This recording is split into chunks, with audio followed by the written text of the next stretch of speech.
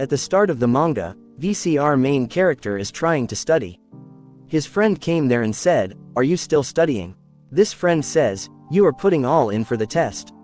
On which the main character replies, "Tough when you are aiming for a good college, isn't it?" As the main character's friend left, we see a girl twirling her hair. VCR main character already knows about it, and as his friend left, we see a gal-looking girl with large breasts entering the room. She dropped the bag near Arvind character's bench and lump on him, but the main character moved away as she was about to hug him. So, she fell on the desk. She said, "Why are you trying to avoid me?" On which the main character says, she knows he will dodge. We get to know the name of this character, she is Katabami-san. The main character says, "Get out of my way so I can study," on which the girl does not move an inch. The main character says, "Maybe it's because we've known each other since we were kids, or maybe because she's carefree." And we get to know that she is also a shape-shifting fox. She seductively says, "Why don't you move me out of the way?" The main character says, "It's always been bad with Katabami-san." We see she's twirling her in the main character's face and saying, There, what's the matter?" We get to know that ever since the main character was a kid, she's been making him cry. She chased after him with strange objects such as a snake. She used her power as a mischievous fox to play pranks on him. The main character always has to hide her identity so that no one knows about it. We see that the main character had enough, and he grappled the tail of the fox girl and pulled it. He said he had told her not to show her tail and ears at school. As he pulled the tail, the girl started to make sound. The main character said it will be bad if she is caught. The girl, who is looking like she had done the dirty, says with a mischievous face, "Do you like to be rough?" In a seductive manner, she said, "You are so naughty." The main character still thinks of her as a pain in the butt. We see that she's running around our main character saying he is pervy. The main character says, "That's enough, and don't disturb me while I'm studying." She said, "How boring." The main character said, "Drop it." He said she'll get carried away if he does not shut her up. Now the main character said, "If she's got nothing, then go home," on which the fox girl says, "Okay," but she suddenly got an idea. She picked up her bag and said, "This is so boring, she is out of here," as she left for the house. The main character finally says that she is a noisy one, and it's good she left, but he ponders in his mind that she left a bit too easily. The main character thinks that she's still out there as he rose up his seat and goes out for checking. He said that he is overthinking about her.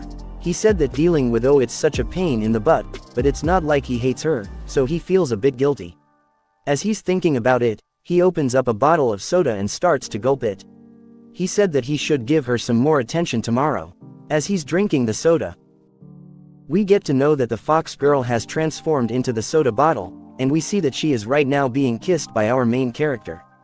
As the main character realized it, he got a blushy face, and we see the mischievous face of the fox skull. The fox girl is trying to tease him now, saying, "What's this? You just kissed on my cheeks." She said, "This gentleman is so naughty." The main character finally had enough, and he said that he can't study at school, so he's going home, on which the girl says, "Is he leaving so soon?" She said, "Let's have some fun," but our main character denies and moves on. She said, "Let's go hang out somewhere like karaoke park, crayfishing something," on which our main character shuts her up. The main character says, for these times, he has prepared something special, and he takes out a fish container out of his bag. As she sees it, she gets all aroused, and her tail and ears popped right out. The main character says, "Hide your ears and tails," and gives her the sushi. As she is eating the sushi, the main character quickly heads out for home. We see that the main character has gotten a bit far, and he says that she is probably not chasing after him right now. He ponders that her cheeks were so soft when he kissed her. He says to his mind that do not be swayed, she is a vixen. As he said that to himself, we see that she has already appeared before him and said, "You gotten that happy, well then how about another one?" On which the main character calls her a vixen. We see that it's another day in school, and the main character had got things good today. He said that he's been able to solve the difficult past examination as we see the vixen doing some mischievous things. The main character says to himself, as long as there isn't any unnecessary noise, he will be all right. We see that the fox girl had made some noise while observing our main character, on which our main character directly calls her out. She quickly tried to hide her toy, and we see as the main character invites her in. He said he will lie her debit it for tomorrow. We see she's looking a bit down and says, I'm in character's name. The main character asked her what is wrong with her, on which she says that out of nowhere, her chest hurts a bit. On which the main character asks her, what happened to your chest? On which she said that she suddenly feels this tightness in her chest. She said, it's beating so fast, on which our main character says, you are obviously lying. The fox girl is trying to show that she is in pain. She said that she is feeling dizzy, and she is fainting now as she dropped on the dirty floor. We get to know that the main character knows that she's pretending to play dead, and he is telling us how many times he has been fallen for that. We see that in childhood, the fox girl used to do the same, and as our main character tried to help her, she used to scare him and then pulled him into her arms. The main character says ever since he was a kid, she had made him worry about her just to take advantage of him, but not anymore, she can never trick him again. That is what he says. The main character is getting a bit anxious and can't concentrate as he doesn't know what she will come up next. He said she is being surprisingly quiet today, and we see her figure which looks like she fell asleep salivating from her tongue. VCR main character gets close to her and says he wishes she will be always this quiet. But he says this happens only when she's sleeping, right? He says how can she sleep on the floor such soundly? As the main characters touch her, she opened her eyes. The man clicked and knew he let his guard down. As the main character is trying to do something, she quickly came on her feet, put her arm behind the main character, and hugged him so tight. The main character was being strangled in her breast. We see her saying with a mischievous look, did you try to approach me all of a sudden? She said, it looks like he has been tricked again. She said, you have never been changed ever since you were a kid, you are so easy to trick. She said, now you are going to play with me. The main character says, you are not the same size like when we were kids. The main character says, he will come, just let him go. We see a karaoke center with a fox logo on it. We see that the fox girl is trying to sing in the karaoke with our main character, as they are getting hyped up. We see that our main character finally realized something, that he had forgotten everything that he had studied one more time because of the stranglement of her breasts. We see the fox girl roaming in the school hall, wondering what she should play with her main character today. Suddenly she had called out by someone. We see that it's a teacher. She is saying, you are sneaking around the main character, aren't you? She said, do not hang around school after the school is over, on which our fox con agreed to it as the teacher left. We see the mischievous sign on our fox girl's face, and she gets the idea for today. VCR character was studying math in his classroom. He was trying to solve a question with a different kind of formula. As he is doing that, we see that the door is now open, and out of the door, the teacher who we met earlier comes in the class. She says, you haven't gone to school yet, on which the main character sizes it. The teacher said to our main character, you are staying late again. She said, don't stay behind too much at school, it's a pain, on which our main character apologized. She said with a mischievous look in her eyes, which one? Which problem are you stuck on? I will help you, on which our main character says, sure. She says to her main character, you study too much, you know, students learn better when they have some fun once in a while, on which our main character makes a dead expression. She said, let me teach you how to have fun, how about it? On which our main character denies. We see that the teacher usually is gloomy and think that guys that play around too much are trash and sturdy enough to be able to do calculus in your head. The main character thinks she's usually more like this. The main character said more importantly he is stuck at a math problem of 11th like our main character thought it was the fox girl who has disguised himself as the sensei. He said to himself look like she has disguised herself, but it doesn't seem like she knows that he knows that she is the fox girl. The main character says if that's the case, then it would be okay to play a little prank on her. The main character tries to ask her a question about, and as the fox girl gets close, the main character touched her invisible ears saying that there is some lint on her ear. We get to know that the ears of Vixen are quite sensitive as our main character does the ear. We see that she's getting more and more aroused. We see that our main character touched her invisible tail on which she said in the sense's voice, what are you doing? Our main character said, what is wrong? On which she said, no, nothing. We see that she is losing all her senses as it is making her tickle and aroused, She's thinking for a second if the main character is doing it consciously as he figured her out. The main character, who was just trying to mess with her, forgot about it and is thinking that her tail is so fluffy and enjoying it. The main character said he is satisfied, and let's call it a quit. He finally reveals the truth about how he knew that was the fox girl and asks her if she wants some sushi, on which the fox girl said, sure. We see that she is finally in her real form, looking all embarrassed and beautiful. She asked the main character, how did he know? The main character said, first of all, your acting was off today. It was left sharp then used well. Maybe, he said, turning into a teacher, it was a great idea. He said, you were kind of weak today. The fox girl, getting defeated and embarrassed, said, don't use that tone with me. Don't you dare, on which she became a cartoon character and said, stupid, to our main character and said he was an idiot. She said, do not think that you won. The main character, as she was leaving, said he has seen some things like this before. He said that the fox girl will be quiet for a few minutes, but only for a few minutes. We see that the fox girl has returned to the classroom and hanging to the door. She said, could I have some sushi, please? With the embarrassed and sad-looking tone, on which our main character laughs and give her some sushi. Seeing her miserable state, she asked him for some juice too, on which our main character, enjoying it, said, okay, and gave her the juice.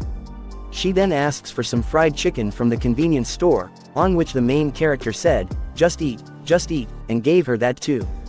He said he ended up laughing so much but he feels kind of bad about it, but he haven't seen her like this anytime soon, and we see the mischievous smile on the face of the fox. The main character realized that it was all part of her plan. He wonders from when did she make such a cruel plan. Once again, the fox girl has won it all, and she has the main character on his knees as she is eating and running away at the same time. It looks like this time, Kumo-kun is in the library. As he pokes his head out, we observe him saying that he has some books that are due. Of course, the library girl says yes.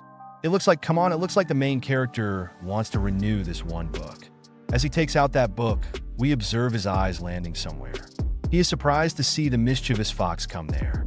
As he takes her name, she slyly says the name of the main character, while the library girl is just confused about what's happening. We observe her mischievously saying, welcome. Of course, the main character was quite annoyed, saying, what the hell are you doing? While we just observe her smiling toward the main character, saying, I am the president of the library committee. He was quite surprised. The main character says, Kataba Missen, who takes nothing seriously, is the president? But she just replies to him, I am serious about it. Fine, 1 second, it looked like she was braiding her hair, as well as asking the library lady for her specs.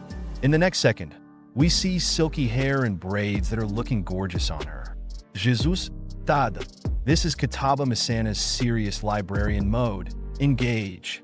She is so proud of it, while the main character just thinks, except that your appearance has nothing to do with it.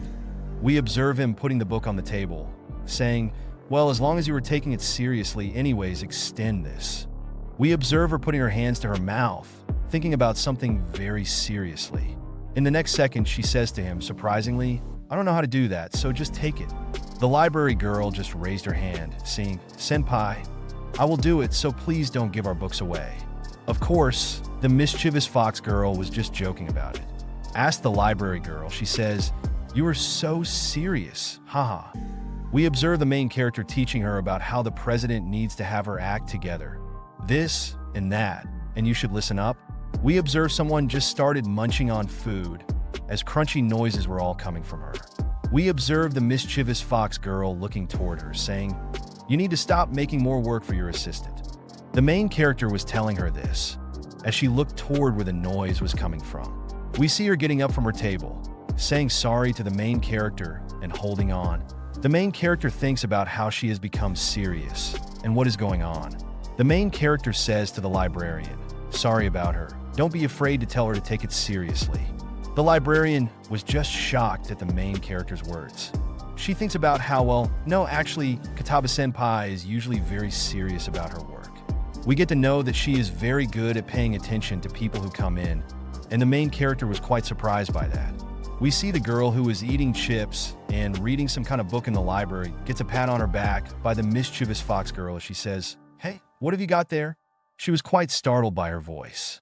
We observe the mischievous Foxgirl apologizing to her and told her about how she understands that reading totally makes you want to smack her. He says to her, "But you know, unfortunately, rules are rules." "Whoa, hold on. These are the new flavor," she says as she looks toward them. We see her saying, "See how she keeps the mood light even when giving a warning? She doesn't want to ruin anyone's day." It seems that the librarian got quite a good impression of her, as she says to the main character, "I am not good at talking, so she really helps me. I think she is amazing." We observe her smiling and laughing with that girl. The main character says that it looks like she can be serious when it matters. Well, her personality changed quite fast as she came towards the main character. The main character just said to her that she has done a good job. We observe how she was grinning as she took out the packet. It looks like she ended up talking to the girl and was able to acquire this packet of chips. The main character was quite surprised, as well as the librarian, who thinks, "And you took them?" Well, she was waving bye to the girl. The main character and the librarian just think about how you can't say that she doesn't let opportunities pass by. She's a vixen, all right. I like that about Kitaba Messina-senpai too. As we observe her waving toward the librarian, she says, "Okay, that just leaves locking up, so you can take off." The librarian thanks her. We observe her trying to lock the door, and with that, both the main character and she have come out of the room. She is walking in the hallway, crunching and munching on those chips that she got from the girl, as we see her confused. She asks the main character if he wants them as well. The main character just says no. We observe the main character saying to her about how he was wrong and had misjudged her, and that he thinks that he only got in the way of her. She was quite surprised by his words, as we see her ears popping out. As the main character was going to apologize, in the next second, we see her transforming into her vixen state, seeing, "Could it be that you were lonely?" The main character just says no while blushing, saying, "I might have been in the way today, but I'm more meant that if that was how you always were, things would be a lot easier for me." We see her unbraiding her hair, and those long, luscious hairs of the vixen were now flowing. As we see her posing, saying, "Kitaba Misana's usual mode has been activated and she is back." We observe how she was clinging to the main character, saying, "Do you feel better now that I am back to normal?" We observe her tail caressing the main character, as the main character says to her, "Come on, don't wrap your tail around me." We see she just did that once again. The main character says, "Fine, I do feel better." She says, That's good. To be honest, Kamoko-kun, it looks like there's quite a cute side to her as well." The fox girl, who is just sitting, we observe her humming her folk's voice, saying, "Let's hang out." As we see our image, we now ask, "Where did he run off to?" We see the back right in front of her and her sly smile, with her mischievous look and those vixen airs. The main character, who just rubs his hand and came into the classroom, says, "Well, I guess I will have to head home." As he came closer to the bag and picked it up, we observed that the bag's weight was too much, and he almost stumbled down. He couldn't understand why this bag was so freaking heavy. This thing is unreal. As we observe some air poking out of the bags with some print sign on it. The main character said, "It weighs a ton." We observe with a large puff of smoke, and the vixen has finally turned into her original form, taking the main character's name with her mischievous face and embracing him. The main character says, "So it was you, Kitaba Mizana, after all," she says, as her chest presses against the main character. "Who are you calling heavy? That's beyond rude." The main character says, "Her boobies are touching my back." We observe her climbing over the main character, saying, "You little bit." As we see her biting the main character's head, the main character is just screaming out. We see she is holding on top of him, almost sitting on him. The main character screams out, "So heavy." She says, "You are still saying that? Why? Okay, I get it now. Can you please just get off?" The main character begged her. We see her mischievous smile as she says, "Well, since I'm already up here." We see her now getting his head between her thighs as he was quite embarrassed by it, and her chest dangling over his head, as she says, "Dank, move out," to the main character. The main character was quite struggling, as well as embarrassed by her thighs and her chest. We see, as a punishment, the main character will have to walk like this all the way home. The main character says that that is too harsh for him. Hold on, whatever happened to my actual back? The main character thinks to himself. Once again, the girl has won, and the main character has been embarrassed. we see this time. It's nighttime, and the main character, who is just studying, says, "Let's see, how do I use this formula again?" As we observe the vixen out on his balcony, looking toward her with a shady look, we observe her eyes googling toward the main character. It looks like a ghost as she says, "That doesn't look right. What am I doing wrong?" We see her intently looking toward the main character. Well, in the morning, it looks like the main character has overslept and he is now going to be late. But he looked toward the vixen who is sitting on the slab. As the main character says, "I can't afford to waste any more time," we observe her full body sitting on his lap. She says, "Morning," to the main character, saying, "Shall I show you a shortcut?" As her sly smile and mischievous face are observed by the main character, he thinks to himself about how he has a very bad feeling about this. But the main character does say, "Sure." We observe how she took the hand of the main character, saying, come on, let's go move." And she started pulling the main character towards somewhere, saying, "Let's go. This is over here." The main character was trying to hold her own, as we see both of them start running. The main character resists, saying, "You're going too fast. Wait up." But the girl is just running like it's a marathon. We observe the main character coming to an end at a dead end, as he says, "Oh no, she was just here a second ago." As he takes the name of her, we observe someone poking him from above, taking his name. And there it is, the vixen who is sitting on the fencing with her tail and her ears out, saying, "I'm up here." And, "Just where are you climbing off?" To the main character, he says, we observe how the main character has also climbed on the border of the land. As he says, "This is pretty high up," but she just says, come on, as we see the main character following her steps.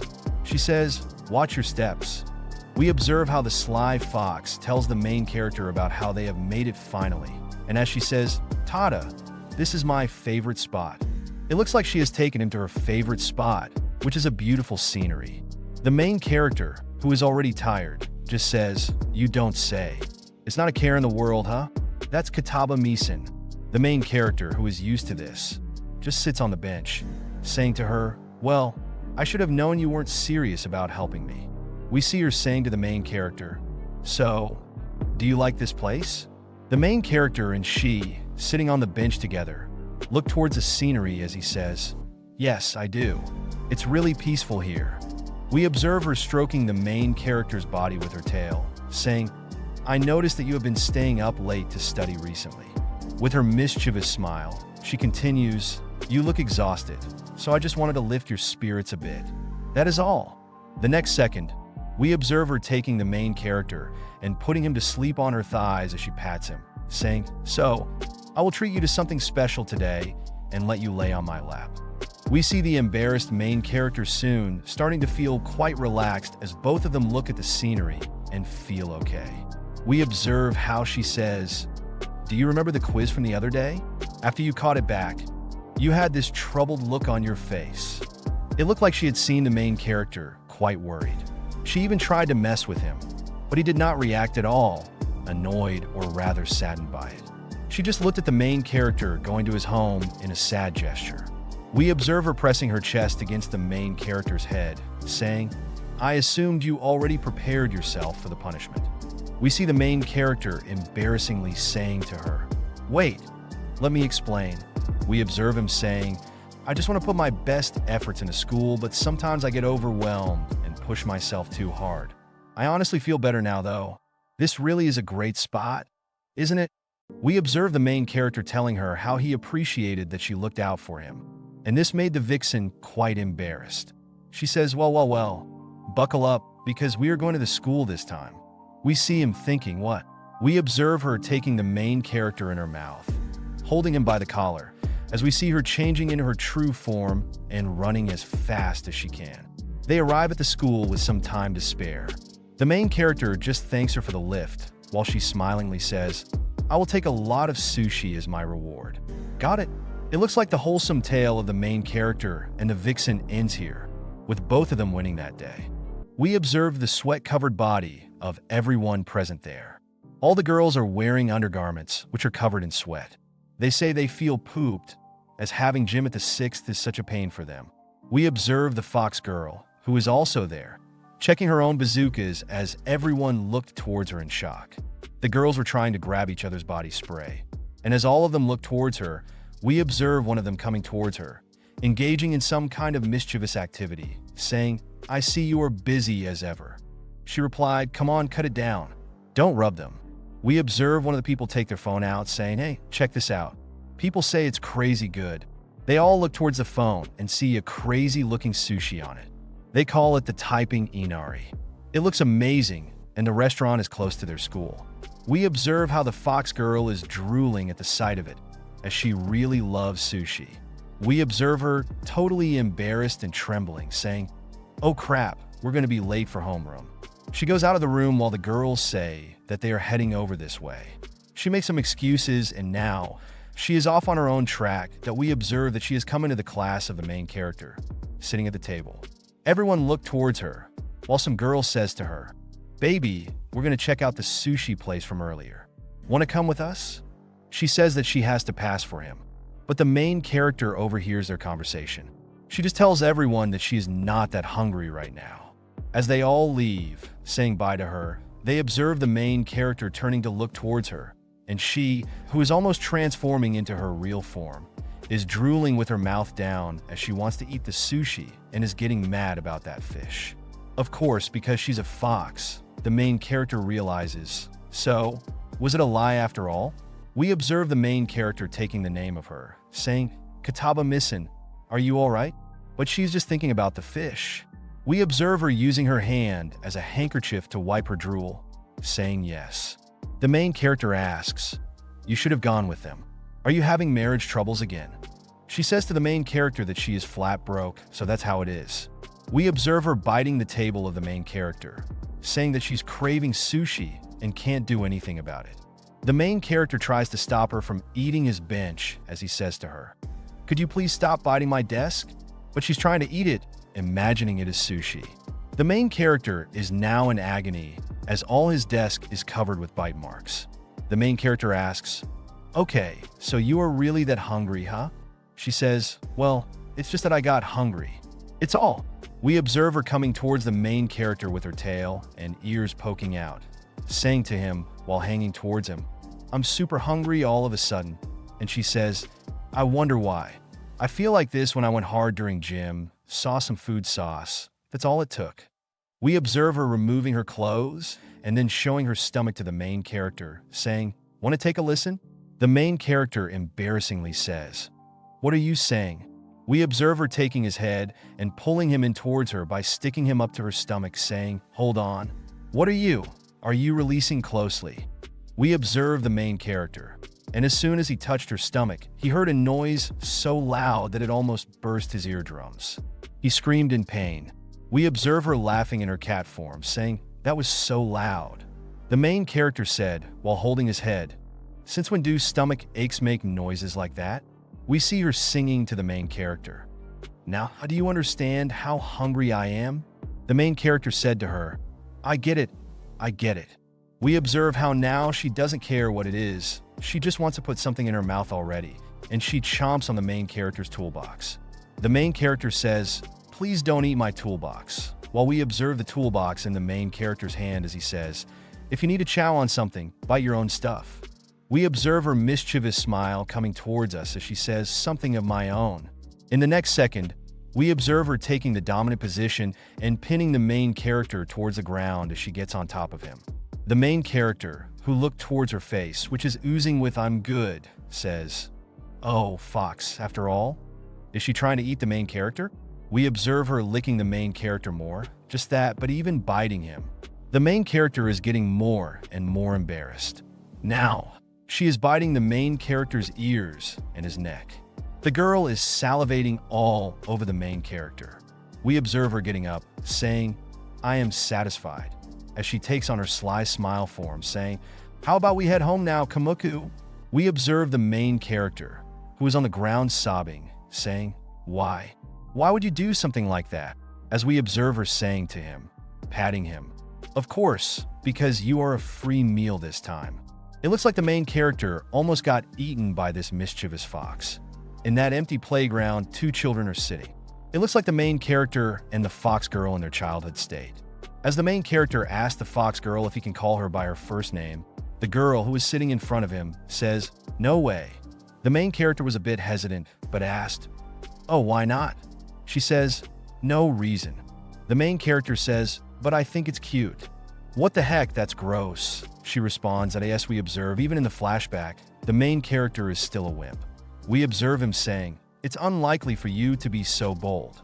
The main character apologized, and it looks like he has to punish her with his iron condor squeeze again. He screams out, "Please don't." We observe the main character, who is sitting in the class, wondering about something as he thinks, "I thought she would come over by now. She's just over there fidgeting. It's rather strange." We observe her struggling with something on the glass door. The main character couldn't figure out what was happening as she came close to him. We see her hesitant state near the main character, which is quite unlikely of her, as we've seen in the past. We observe her taking the main character's hand as she says his name. We observe her saying, "Sorry, I can't mess around with you today," as we see her all flustered. The main character was a bit hesitant as she says, "But I was wondering if maybe you could please help me do some grocery shopping?" We observe the main character just looking towards her as she says, "I have a feeling you're going to say no way." The main character says, "Sure, that's fine. It's no big deal really. Would you?" But the main character, who is just looking for this chance with a blushy cheek, says, "Leave it to me. Don't let appearances fool you. I am a man after all." We observe the main character's steps, which feel like a gravitational pull by the sun, as we observe how the main character has to climb all of these hundreds of stairs up with the bags filled with the rations of the fox girl. The main character, who is so confident, thinks to himself that he was overconfident. That's right, Katagami-san's house is. We observe the fox girl saying to the main character, "Hang in there. I feel like my limbs are going to fall off." The main character, who is thinking about how to forget that her house is this high up and that she buys in bulk, says, "Although usually you only buy about half this much." We observe her saying in an embarrassed tone with a blushy face, "Yes, well, I actually forgot to go shopping 2 days ago, so you really need to stop that." The main character, who is getting pressed by her body, mainly by her chest, says, There, I will use my body to help you." We observe the main character, who is already struggling and now blushing, thinking, "If I lose consciousness now, I will never make it, so please stop." As we observe them finally reach their destination, we see a majestic, shining structure. Someone says, "It's been a while, Kataba-missin. Your house is the one in black, right?" "Yep. Feel free to let yourself in," says the main character as he enters the house, saying, "Pardon the intrusion." We observe how there are already multiple foxy girls looking towards the main character, peeking out of the room. We observe all of them knowing the main character as they say, "It's Shimonia-chan." We observe every one of them being happy to see the main character as all of them hug him, saying, "You are all energetic as ever, I see. So, would you please put these?" he says, naming the fox girl, who was trying to get out of the situation very calmly, as the main character took the name Katabami-san. It looks like it won't work as all of them are Katabami. We observe the main character blushing a bit, but looking towards this moment, and with a straight voice, calling the name of the fox girl, saying Tama-chan. We observe how she was totally stuck in by the main character calling her and all of her sisters and brothers, or whoever they are, blushing towards it.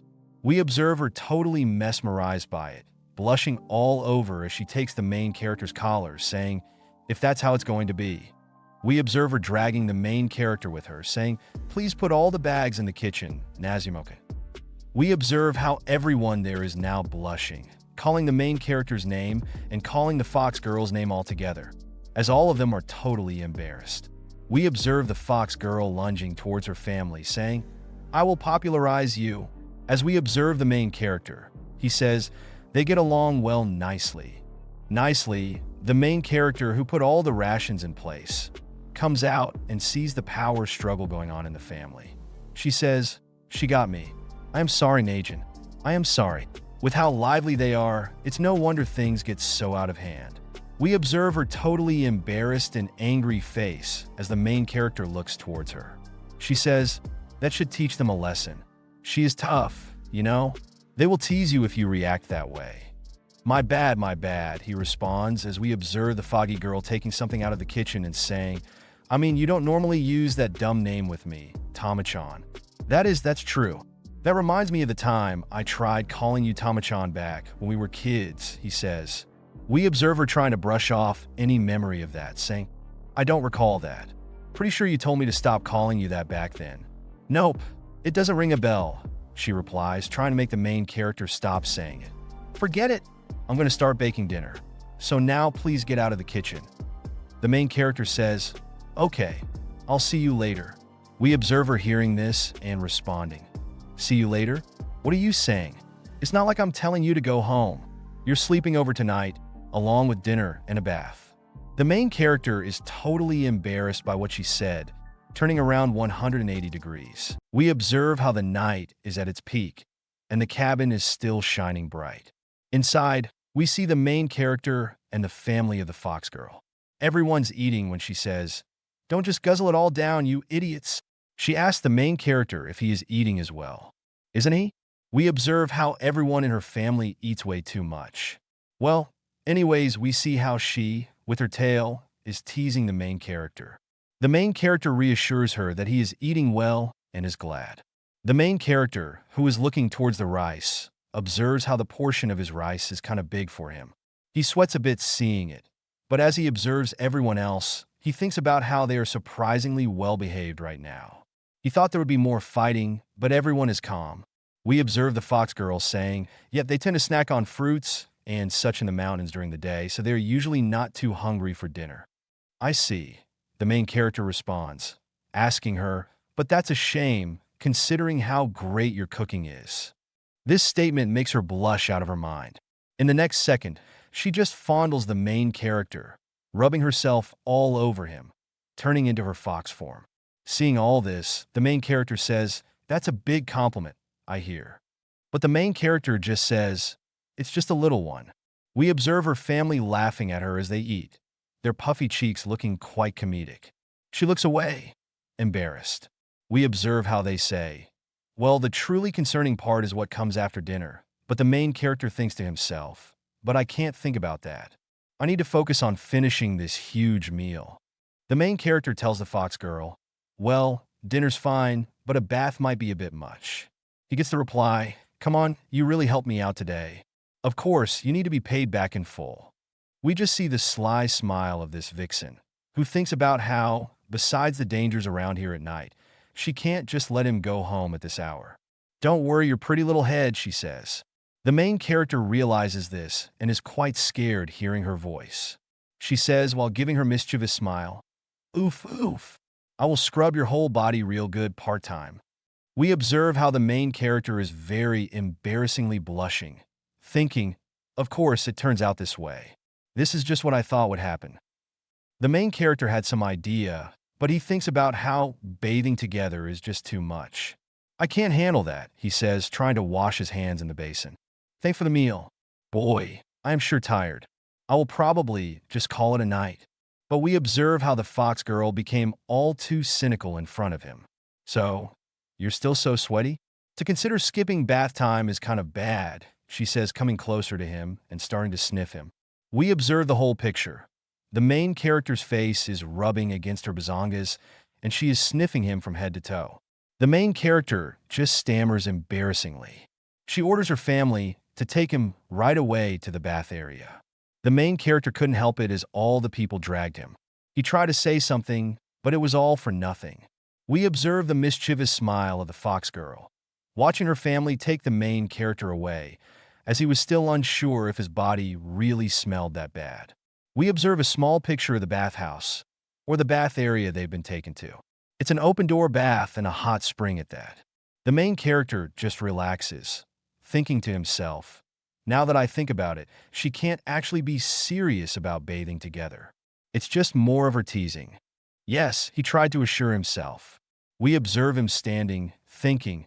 That aside, it's pretty amazing that Katabami's son's house has an open-air bath. Was there always a hot spring here? He wonders, thinking how it is quite a nice spot. We observe someone's hand coming through the door, and in the next second, we see how the Foxgirl has entered, saying, so, you didn't wimp out. You really got in the bath.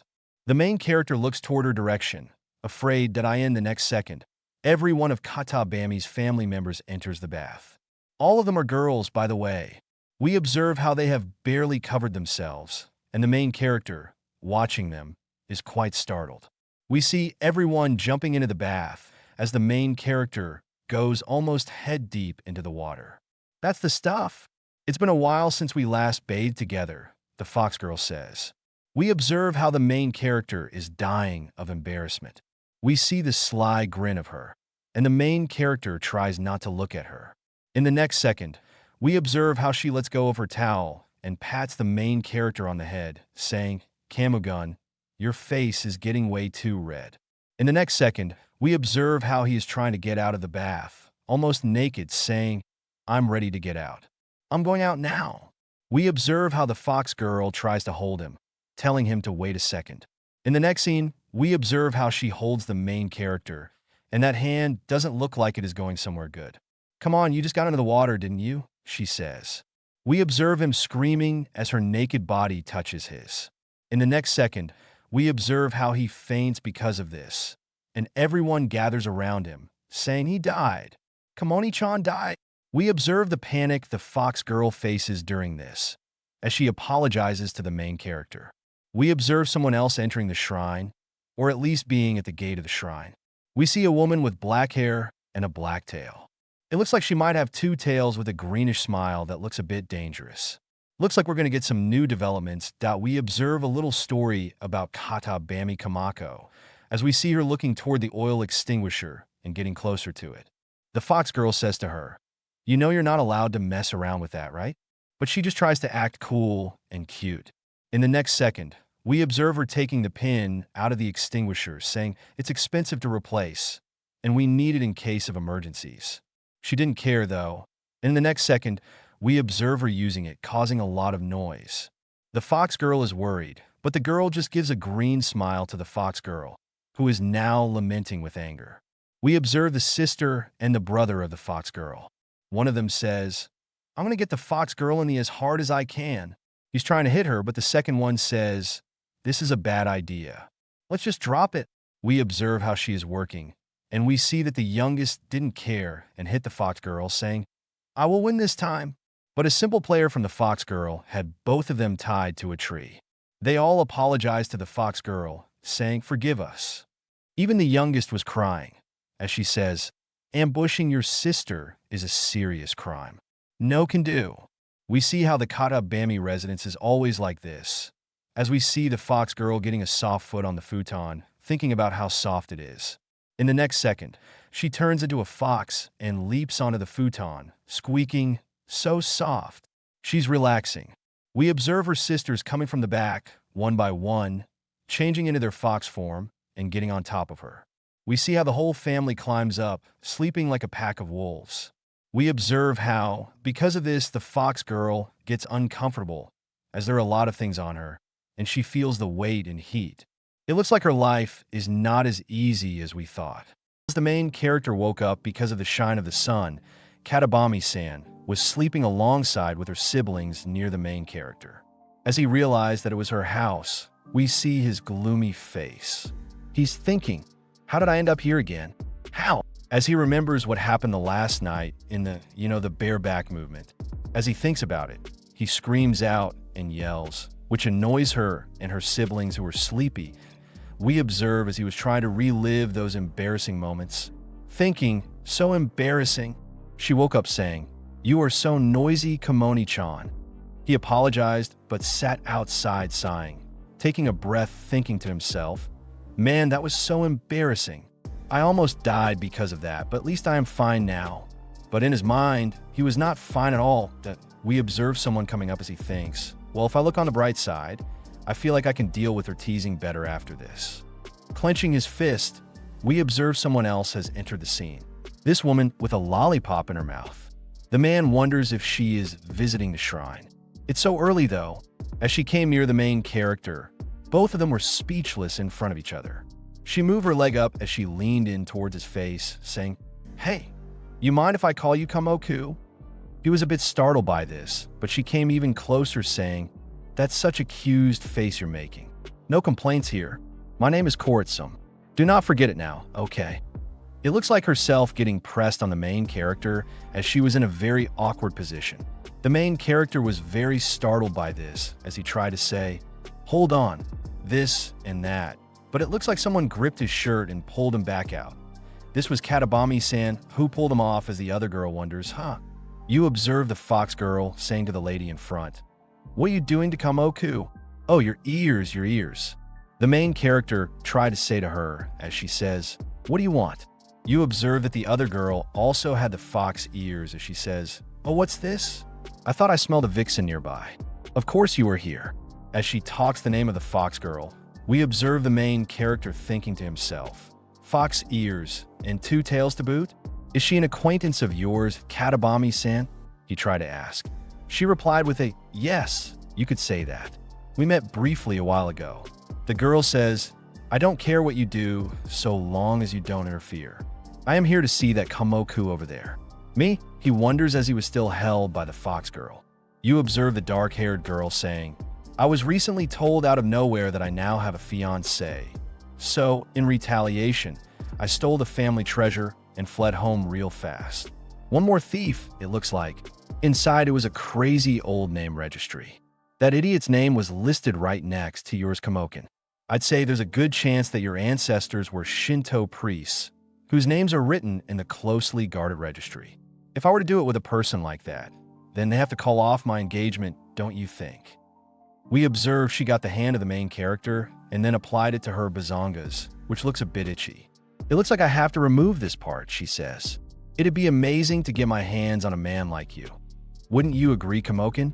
We observe the fox girl who is absolutely pissed by this action, and the main character who is absolutely embarrassed by this. We observe the fox girl saying, "Well, what the hell are you doing, you freaking fox? I will end you. If that's all you want, then we are done here. Get lost. What gives?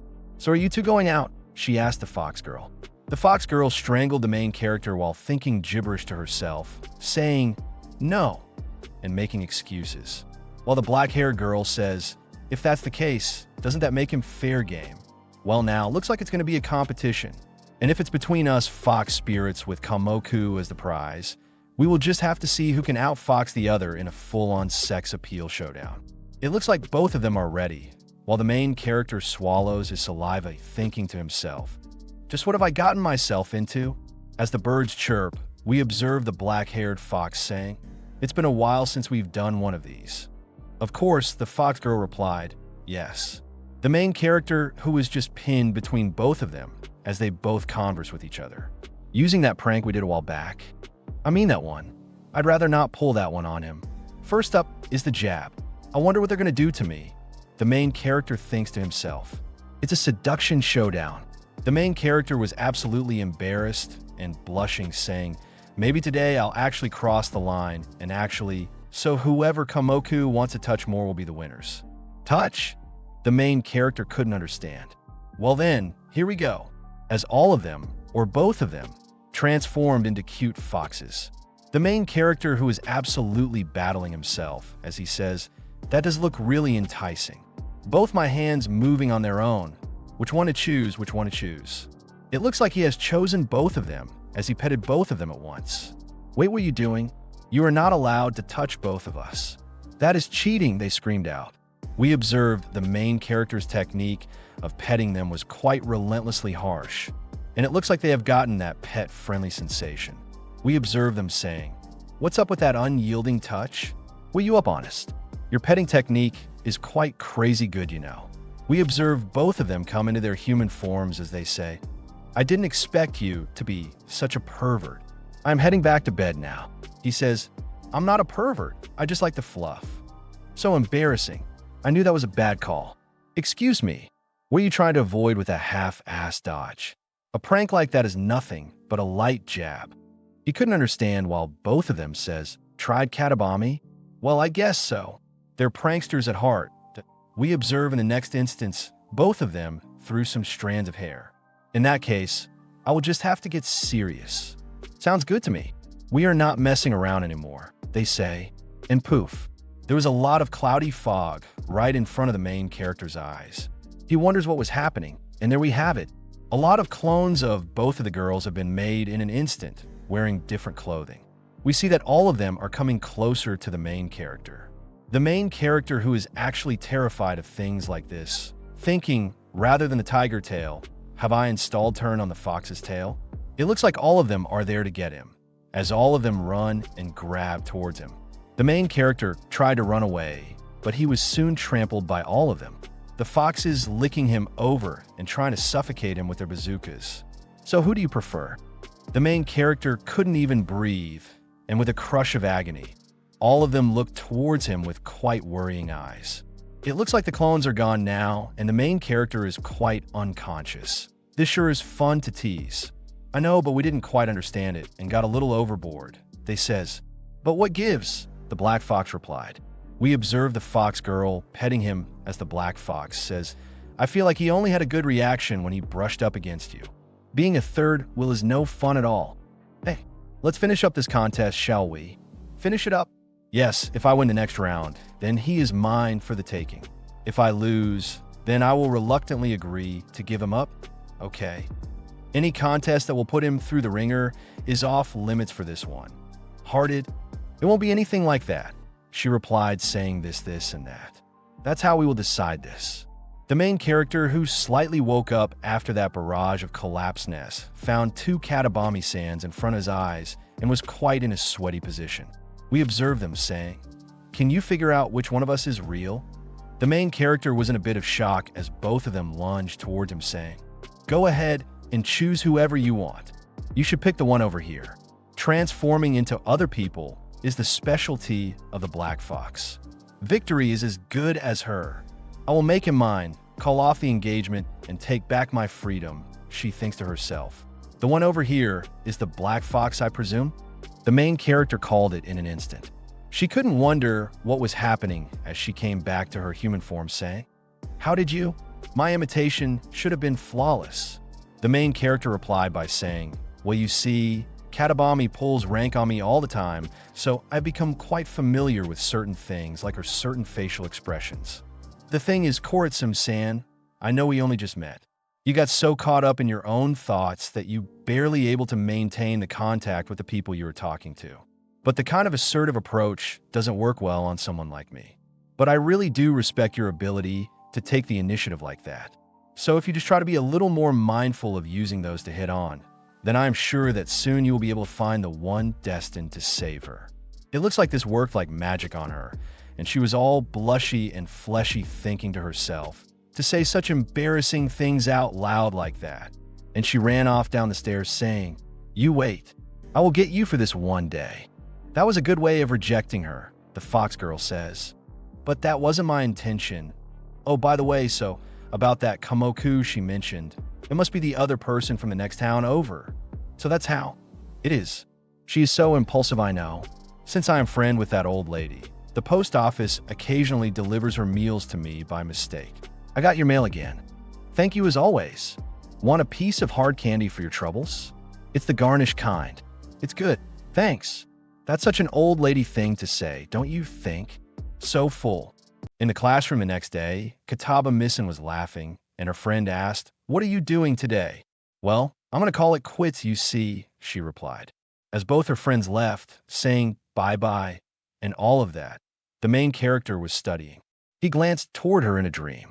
She was smiling as usual, but for the main character, something felt a little off. This morning, she had a high fever. Come on, get up.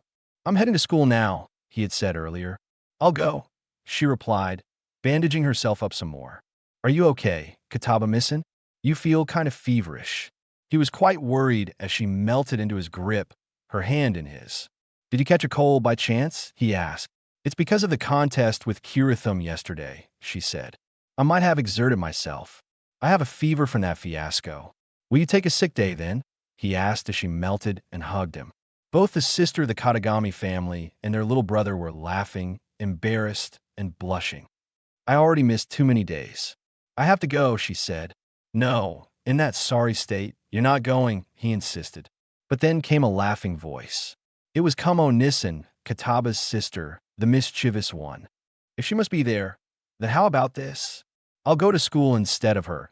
Disguised as my sister, said Kamaki, the second daughter of the Katagami house.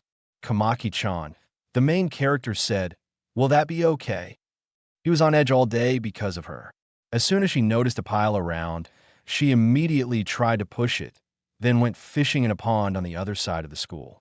"What are you doing, fishing?" he asked, exasperated. After all, I'm so relieved no one was around.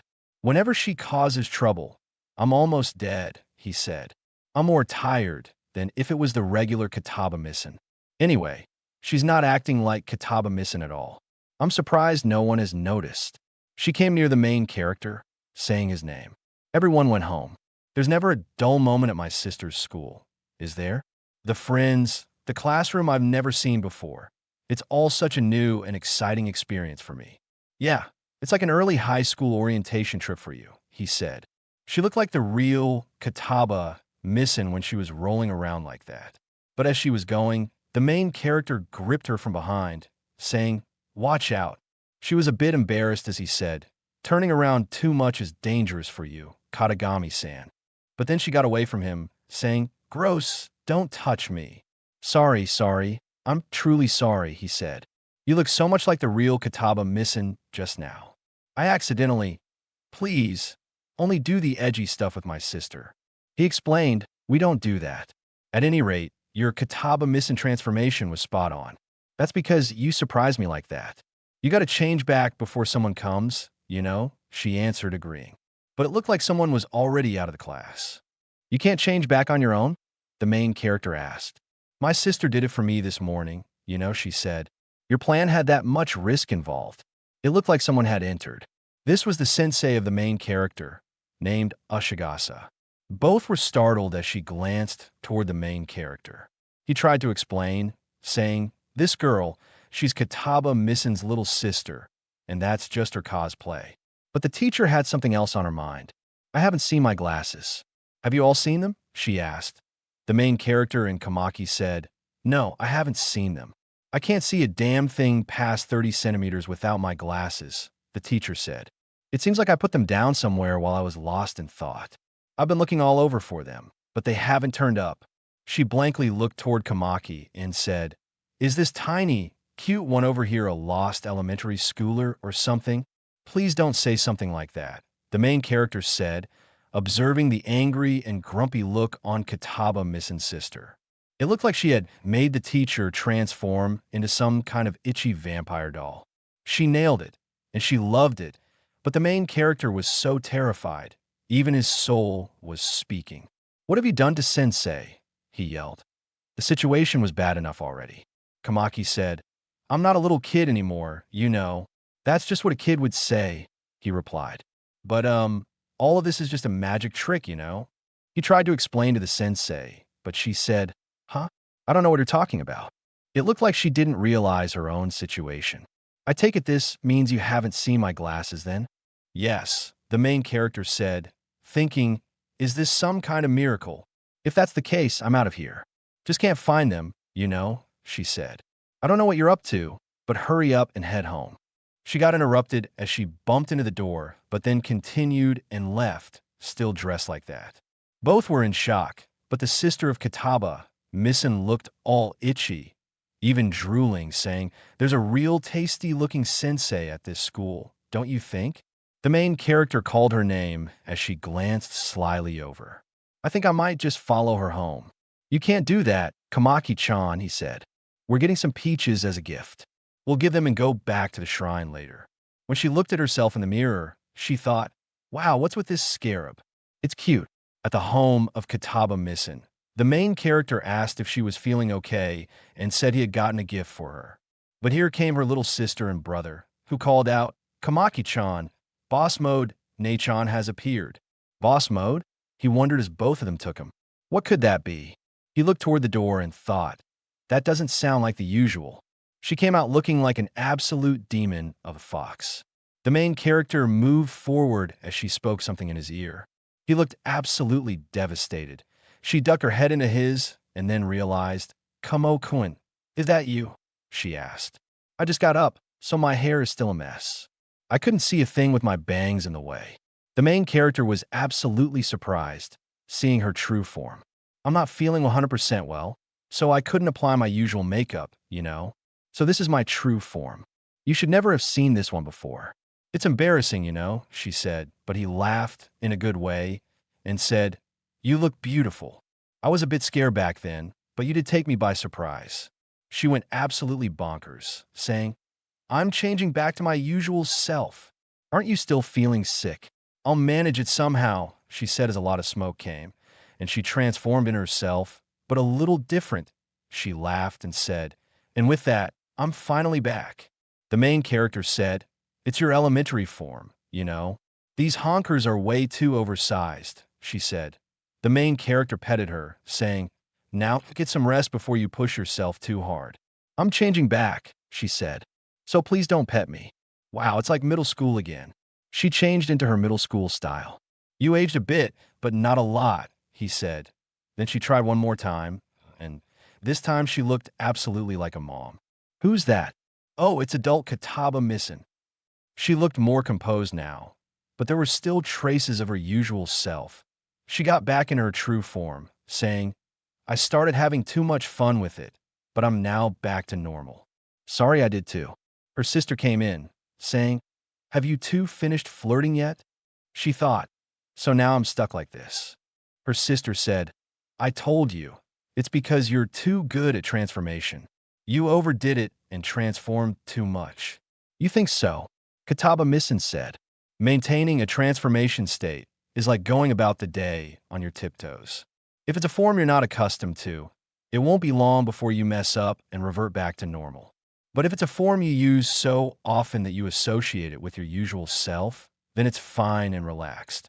Transforming too much causes you to forget the version of yourself you're used to. You're the one who taught me that, right, Nissen? Was that me? She wondered, making a cute face. If you're going to lecture me, then I'm going back to bed.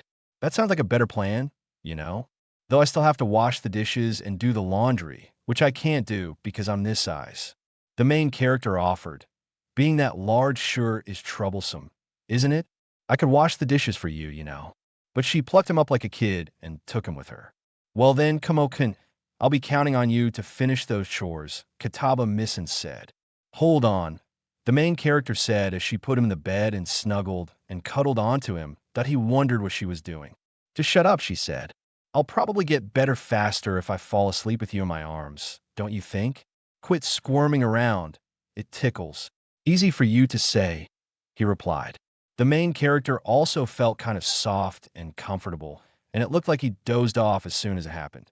The next morning, he was still in bed with her, but now she had finally changed into her human form. The main character was quite in, how do I say this, an imaginative place, but he loved it. At midnight, the gloomy sensei noticed something. It looked like a girl, a high school girl. She wondered, a student this late at night? Should I say something? The girl's face looked somewhat English. It was none other than the sister of the fox girl, and it seemed the sensei had fallen for her. In the main character's school, he was being poked by the fox girl, who said, Take this and this. Could you not, please? He replied. A sound came, and sensei entered. The main character and the fox girl were shocked. He even grabbed her head since they asked for help from both him and the fox girl. The gloomy sensei was tense and thought blankly as they asked, What's wrong? Well, she replied, You know the middle school girl Kamo brought here the other day? Katabami-san's little sister, Kamaki. Oh, you remember her name? Nice, they said. What's happening is, lately, I've been catching glimpses of her all around me, even while I showered. I'm quite freaked out about it. She's stalking me, a middle schooler. Katabami-san herself said, I noticed she's been going missing sometimes lately. Good for her. That's not even the half of it. The gloomy sensei continued. Somehow, before I notice, she gets into my home and starts doing chores for me. I was in a daze as she cooked. The curry's almost done, she said. Sounds great on paper, but I can't shake this bad feeling. She's manipulating me. I guess I'm going crazy, am I? Here's your tea, Kamaki said, pouring tea from behind. As Sensei drank, she freaked out, realizing Kamaki was right there. There she is. Why are you using my first name? What's happening? Can you do something? The fox girl offered no real answers, while the teacher asked Katabami, As I recall, your parents aren't around. As her guardian, shouldn't you? The fox girl tried to stop her sister, whacking her on the head. Stop making trouble for her. But Kamaki openly refused, making fox noises. That was the extent of the fox girl's power. She said, "Sorry, Sensei, it didn't work. Please keep trying." "That's a bummer," Sensei said. "Why not just take her? You can have her." It seemed even Katabami Missen wanted to get rid of her sister. You realize she's just a child. She doesn't understand her feelings. The main character's sister was in shock, blushing as she said, "How could you? My feelings are real. I love you." She was sobbing. The gloomy teacher couldn't understand and apologized, tried to explain while petting her head. Sighing, she said, "I'm sorry, that's not it." She patted her gently. "She's really good at this, you know. What is there to say? I'm an adult, and she's a child. I find it hard to understand other people's feelings." "Why did you have to say it like that?" Kamaki sobbed. "I said something I shouldn't have and made someone mad." "Forget it," Sensei told her. "I never made friends in my childhood, and it only got worse as an adult." This story brought tears to the fox girl's eyes. The teacher continued, "Even before taking your age into consideration, I might end up really hurting you. I'm not worthy of anyone's love. Please understand." Kamaki wiped her tears and said, "I don't want to understand." This frivolous girl was even more stubborn than her sister. In one moment, both clung to their own claims. "Why don't you give up? She belongs to me. You're going to be my mate. Even Kataba Nissen isn't that bad." The main character said, "Is that how it is?" His eyes gleamed as he tried to stop her, but Katabami-san's little sister showed her real form, fox ears. The teacher thought it was cosplay at first and found it cute, but as she touched the ears, she realized they were fluffy and real. She was in a dilemma. "They're real, right? You're not human either?" she asked. The fox girl and Katabami Missen demonstrated, with Katabami transforming. "As you can see, I'm a kitsune, so there shouldn't be any problems, right?" "That's not the root of the problem here," the teacher said. "Everything I know is gone." The gloomy teacher couldn't handle the reality.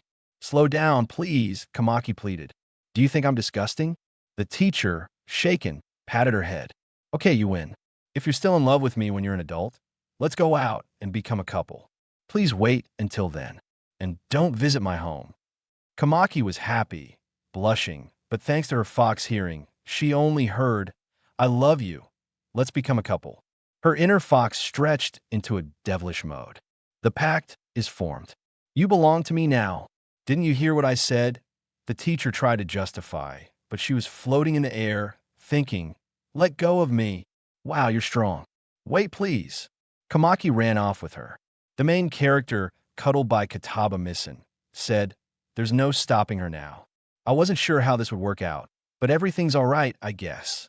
But how will Sensei handle it, he wondered. Will they make it work? The fox girl said, "Don't worry. Once a demi-fox is on the hunt, we don't let our prey get away." She licked her lips. Sensei didn't return for a week. When she did, her voice was shaky, as if her soul had been ripped out. The whole family, Sensei, and the main character were out. He thought, why am I climbing this mountain again? I don't get it. All she said was to go to the shrine. Someone surprised him from behind. "Come on," she pounced, saying, "Did you need me?" "What's the work?" the main character asked. "What's that? You're curious about me? It's been so long." But someone interrupted. "Who are these brats?" Kiratsum-san asked. "Oh, come on, you're here too?" "Hello, Sensei," they said. "This is my gloomy Sensei. Nice to meet you." As they exchanged greetings, everyone was there.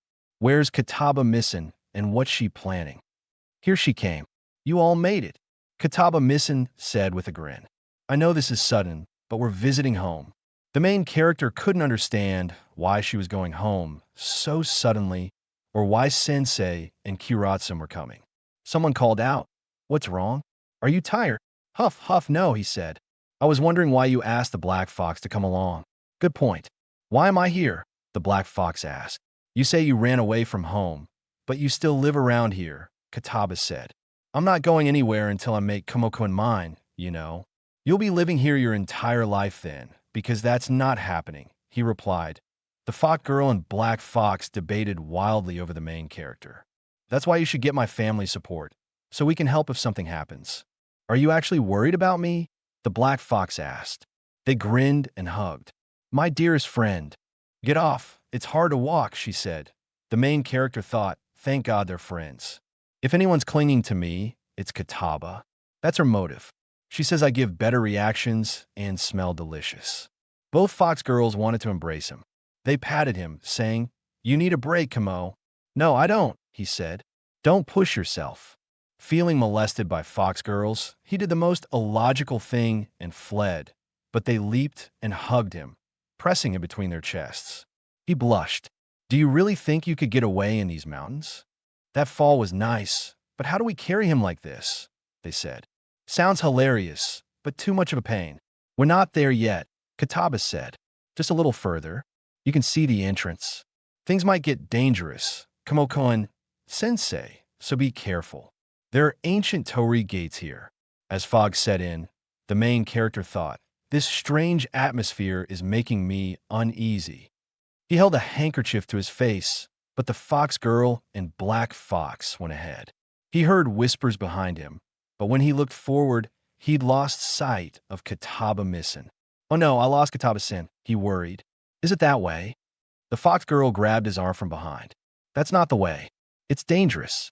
Stay next to me. Tearing up, he followed. This area is buried. If you get lost, who knows where you'll end up? We're almost there. She grabbed him like a toddler and took him to the shrine. He was in awe. Kataba-san, your house is way too big. She was relieved to be home. Don't call me a bum. Are you a bum? They entered, removed their shoes, and she said, make yourself at home. Don't mind if I do. Sensei, come on. My mom's a deity, so she speaks strangely. Just roll with it. The main character and Sensei accepted, but he thought, I don't know what's about to happen, but I need to be on my best behavior. Inside, a gigantic woman with enormous bazongas startled him. She gazed at him like the fox girl. Kataba sat him beside her. A promise emergent, but in the long month would encumber my mind until the dawn, she said. The main character thought, is this poetry? A premonition of Japanese silence. The black fox replied, even the vines upon the sacred fence fare poorly against the autumn's parting view, the lingering painful crimson of the blood flower. Her mom responded, the shrine holds endless prayers, yet its dew fades into the forest of lamentations. Sensei, in a blur, said, does not that very lamentation hasten the lone sleeper's dawn? The deity mother smiled, giving a thumbs up. The main character thought. Sensei figured it out instantly. It's like a code, but I don't know poetry. They stared, waiting for him to speak. He said, so like in spring, is it the dawn that's most beautiful? Everyone was shocked, their souls practically ripped out. They tried to teach him. You can't cite the pillow book like that, they said, squishing him. I can't believe you said that. What did I say? He stammered, blushing. You said mom's head is full of flowers, calling her an idiot, and implied she's promiscuous. They explained, I in a panic. He said, I have to apologize. That won't work. You have to make up for it, they said. I have no idea what the rules are, he thought. How can I fix this? I can't remember poetry. The mother hyper-focused on him, her face angry. All things must pass, he said as she reached for him.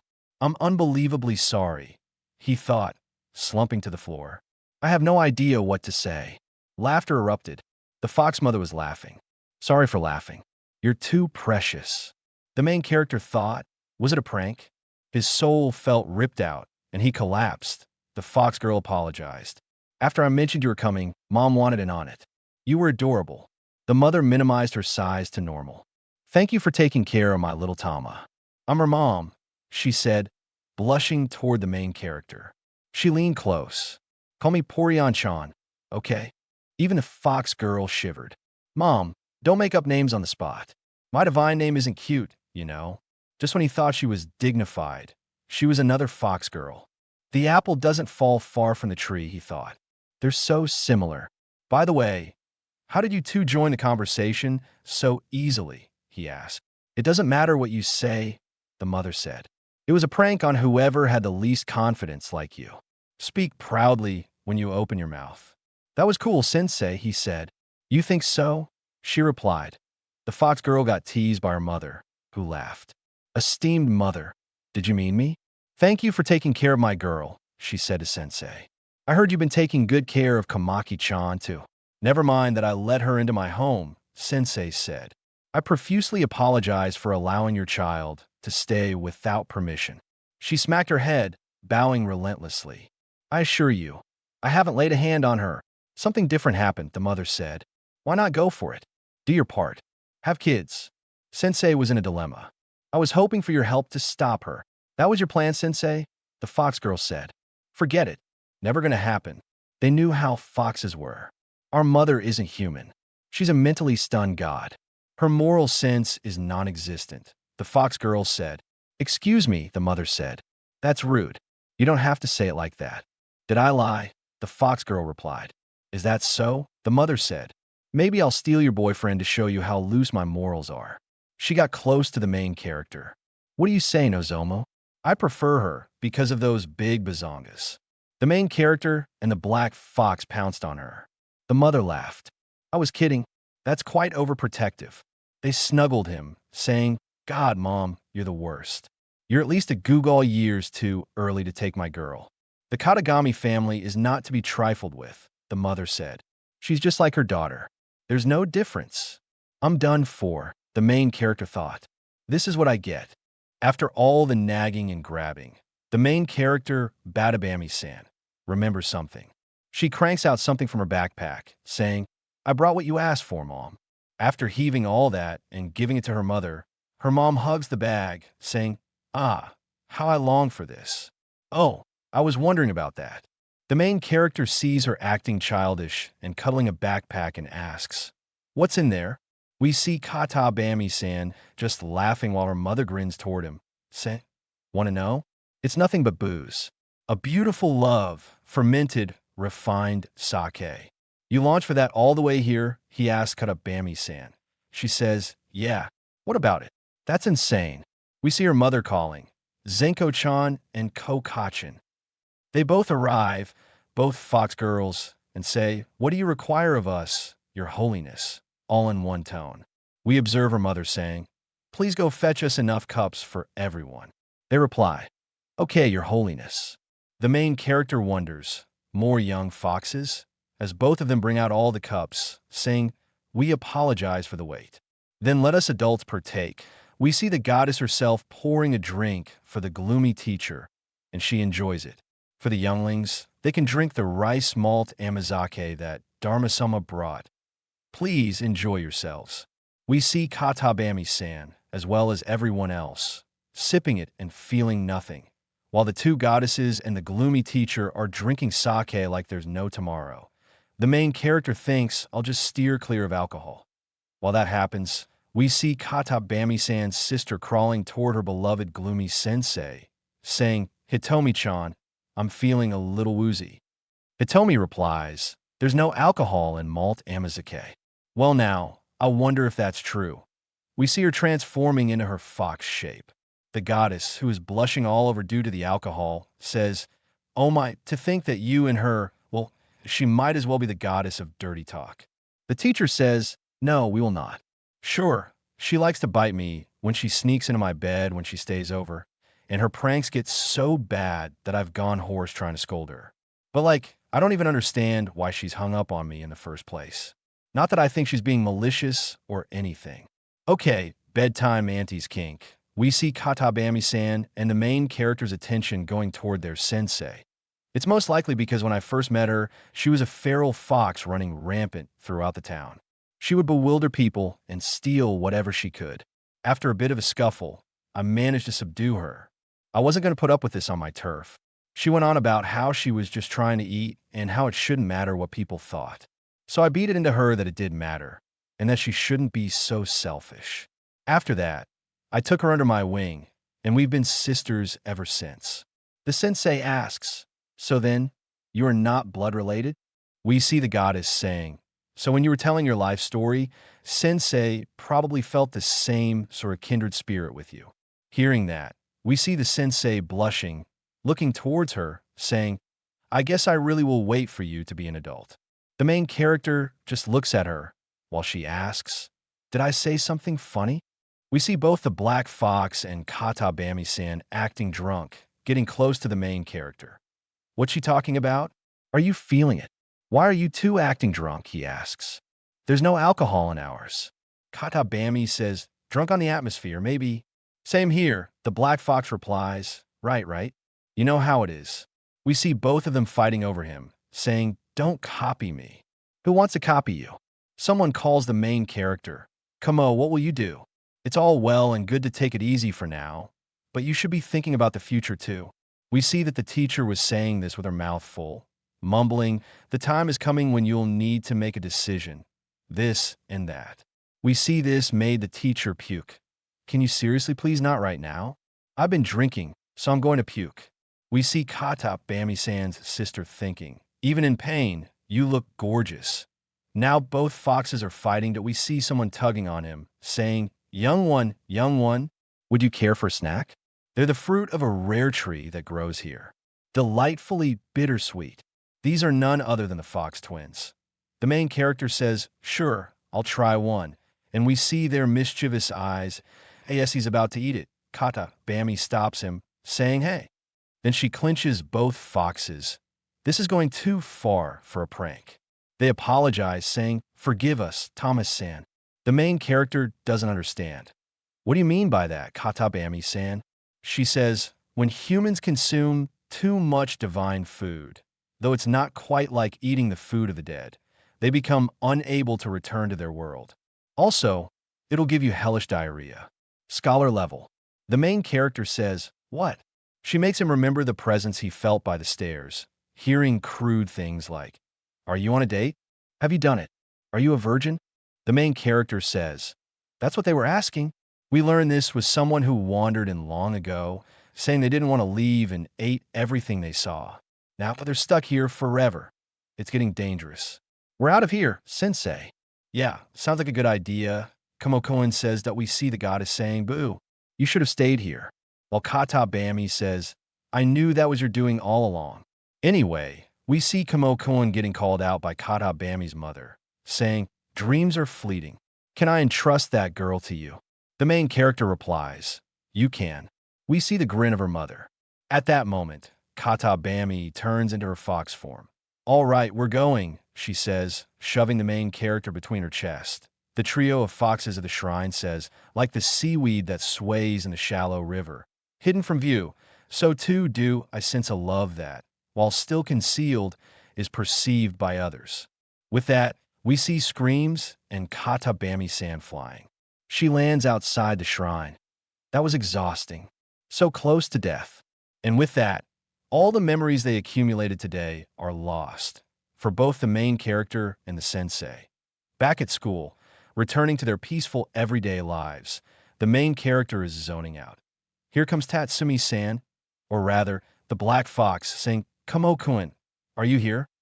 The girl is freaking out, saying Kata Bami is acting weirdly. The main character doesn't understand. She tells him about how she wanted to talk to her about the mountain trip, saying, you got a second? But instead, she found her in a daze, with a demonic expression on her face. She screamed in fear as Kata Bami licked her face, rubbed her head, and bit her neck. I knew she had some screws loose. I ran away as fast as I could. But that's the first time I've seen her like this. To the main character, it sounds normal. That's just life with her. Well, I'm still worried about her. So let's go check on her. They go, and she's acting a bit drunk with string on her face.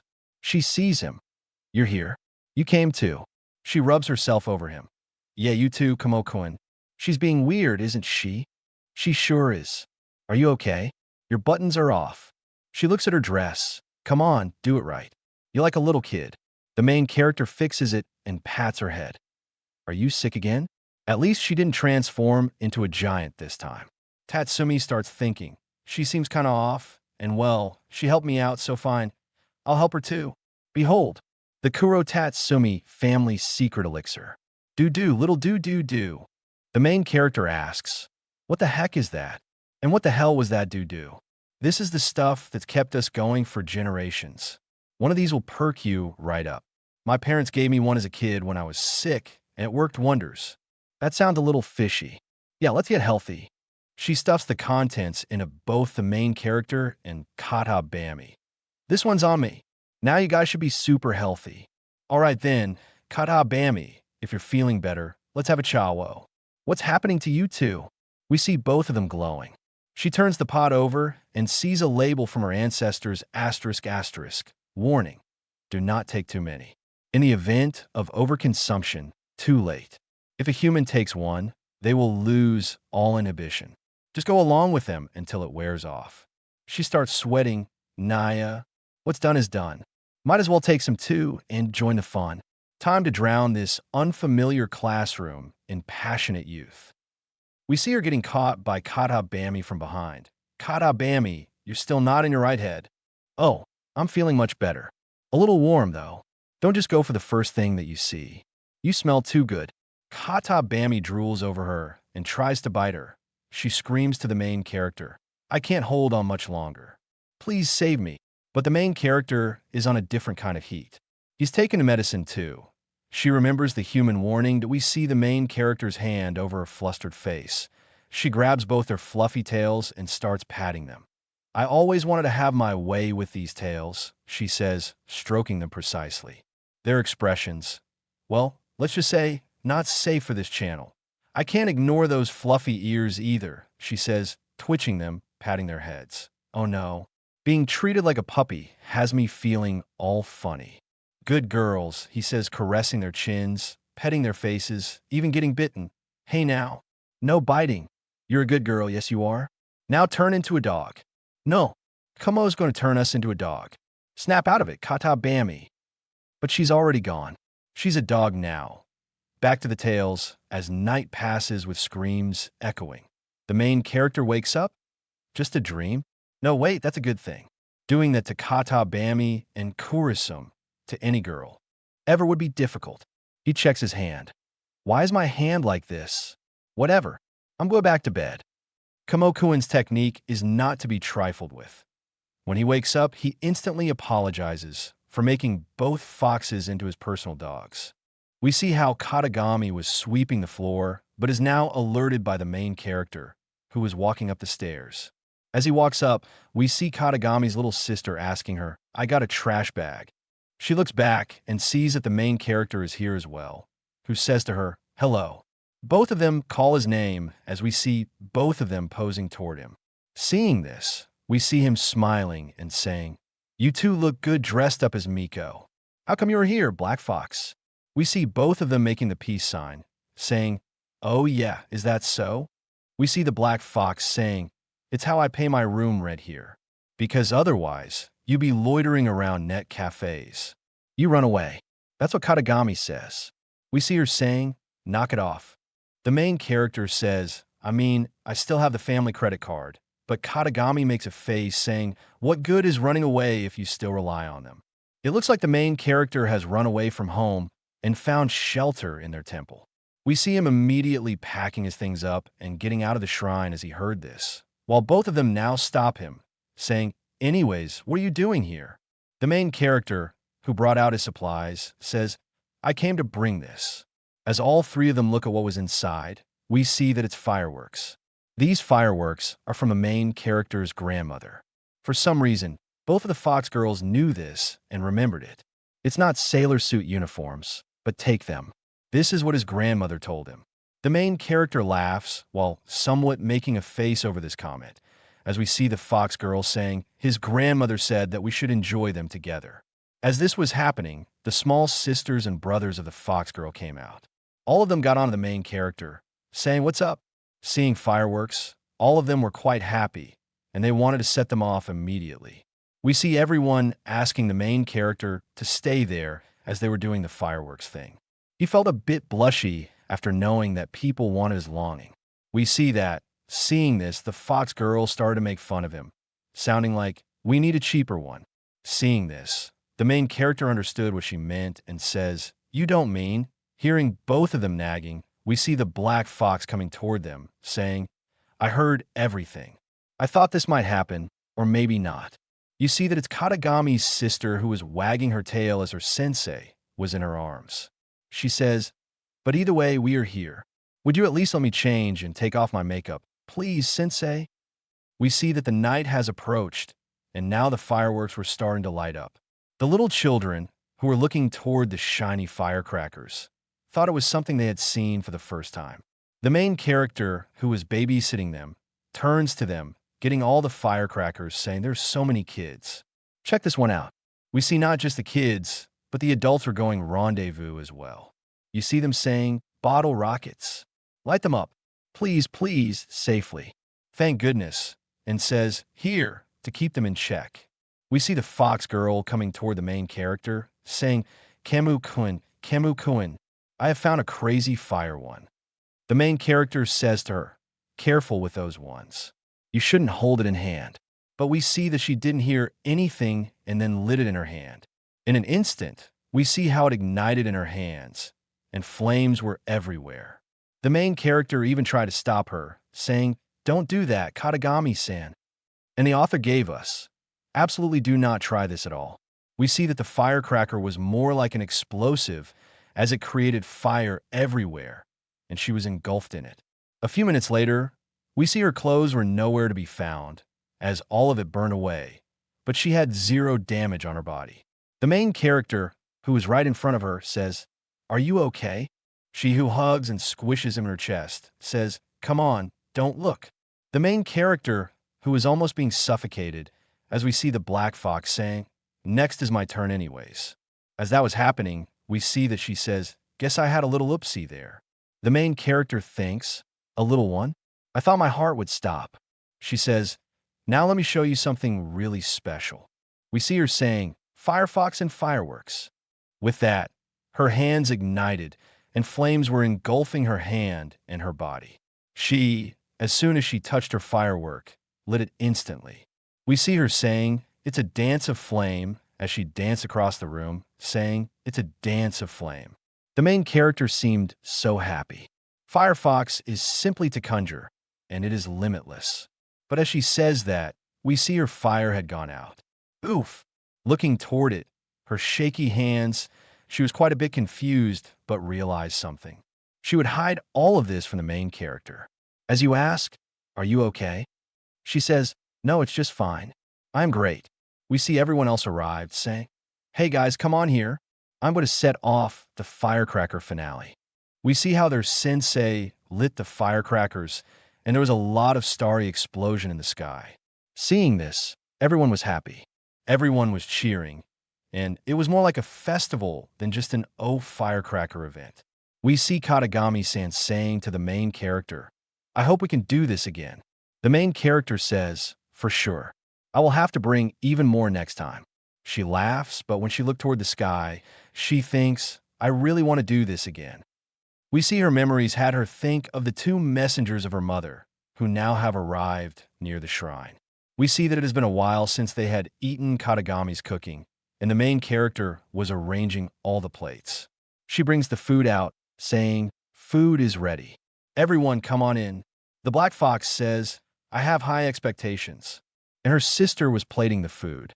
The sensei asked, "Is it really okay for me to eat with you guys?"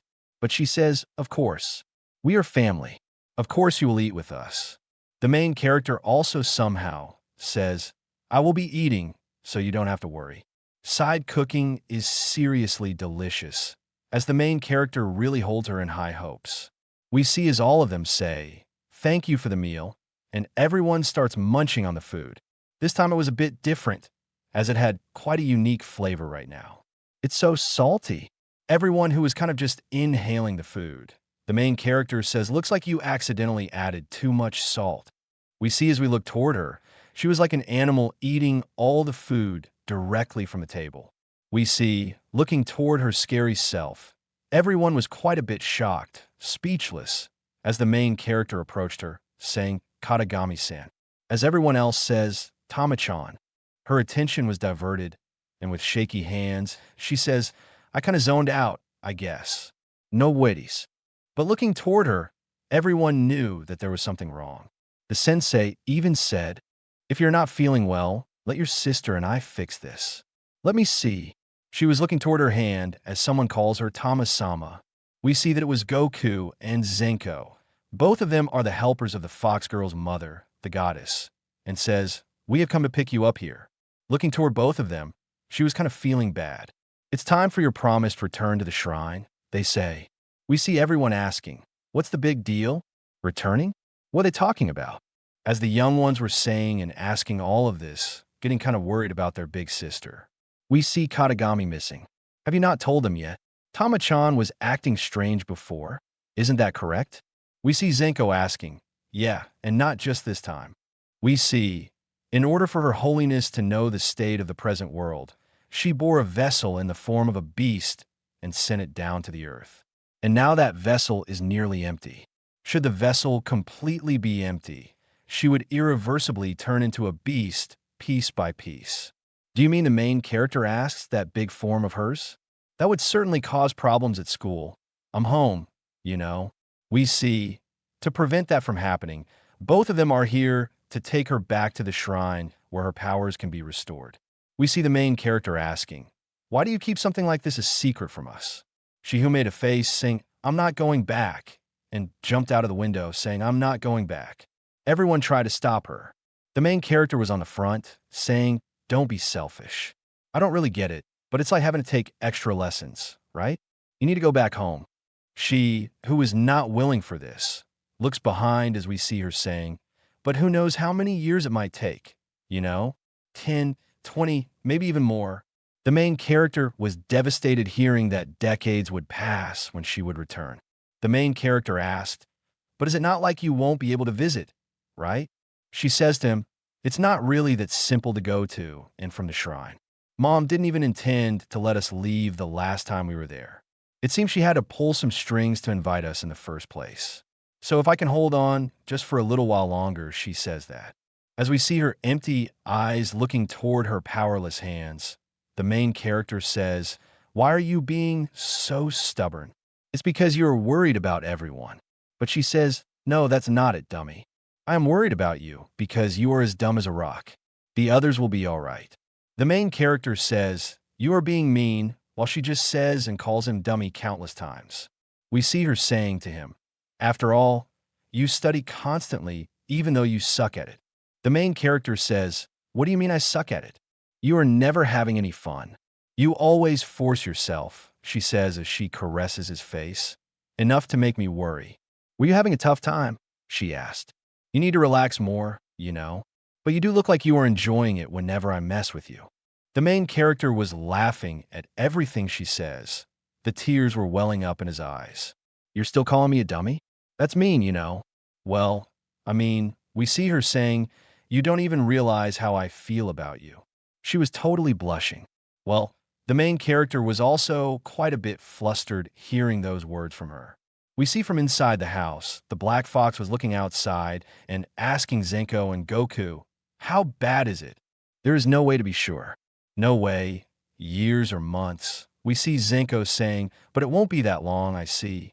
If she has to remain here, it will be best for her to have a calm heart. At the same time, we see both of them sitting beside each other as the Fox girl finally says, I like you. And the main character, who addresses her proposal, saying, I like you too, Katagami-san. We see that hearing this, she was totally blushy, and her eyes became bigger. She came closer to him, saying, really? Do you really mean it? He says, it's embarrassing if you make me repeat it, you know. She hugged him and leaned toward him, saying, I am so happy. You see the main character also saying, I am so happy. Me too. I'll be waiting for you, no matter how many years it takes. I'm so happy. I am so happy. We returned to Zenko as she was saying, for better or worse, if she feels a surge of emotion, it could trigger something. At the same time, the emotional relevance that she got from the main character broke that seal in her, and now the real Fox was out. We see the monstrous look of her, and not just that. She attacked the main character in his neck as blood splattered.